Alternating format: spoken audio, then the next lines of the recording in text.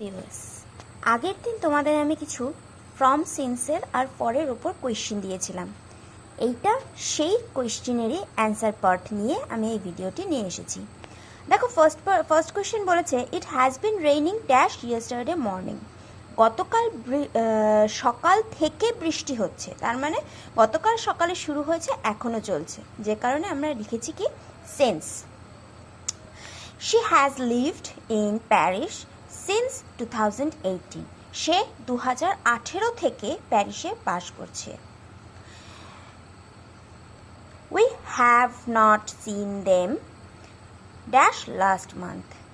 গত মাস থেকে আমরা তাকে দেখিনি, since.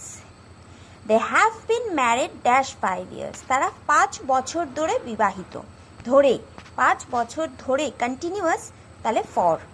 I have been writing this book dash last November. গত নভেম্বর থেকে আমি বইটি লিখছি। I study English for 2 hours everyday. আমি প্রতিদিন 2 ঘন্টা ধরে ইংলিশ পড়ি।